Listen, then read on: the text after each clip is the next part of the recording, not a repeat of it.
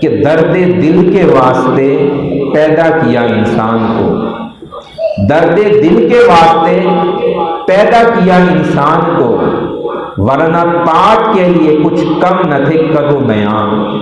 کہ اللہ نے انسان کو ہمدردی کے لیے پیدا کیا ہے کہ ایک بندہ دوسرے کا ہمدرد بنے، خیر خواہ بنے۔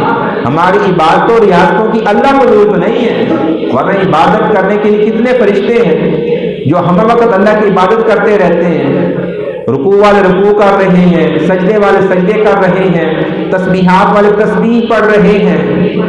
عبادتیں اللہ کو ہم سے مقصود نہیں ہیں، مجھ سے آپ کو، مجھ سے آپ سے اللہ کو ہمدردی چاہیے۔ مرزا غالب نے بھی انسانی ہمدردی پر انسان کے بارے میں ایک شعر کہا ہے۔ مرزا صاحب فرماتے ہیں، بس کہ دشوار ہے اب ہر کام کا آسان ہونا، بس کہ دشوار ہے اب ہر کام کا آسان ہونا، آدمی کو بھی میسر نہیں انسان ہونا۔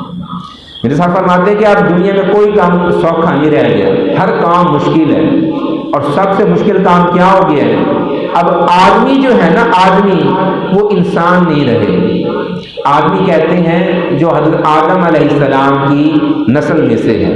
دنیا میں بسنے والے سارے لوگ جو ہیں حضرت آدم علیہ السلام کی اولاد سے آدمی ہیں، اور انسان جو ہے، لوگ آدمی انسان ہی ہوتے ہیں، لیکن انسان کو انسان کہتے کیوں ہیں؟ کہ انسان کا لفظ انس سے بنا ہے۔ انس کا معنی کیا ہے؟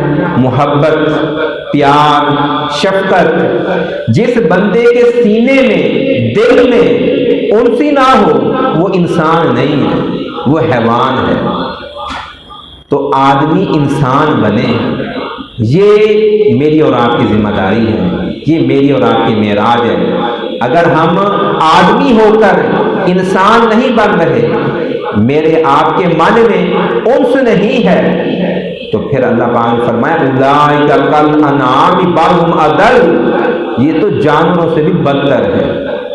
صاحبو، یہ معاشرتی بے حسی کو ختم کریں، غریبوں کا احساس کریں، ایک دوسرے کے ساتھ تعاون سے پیش آئیں۔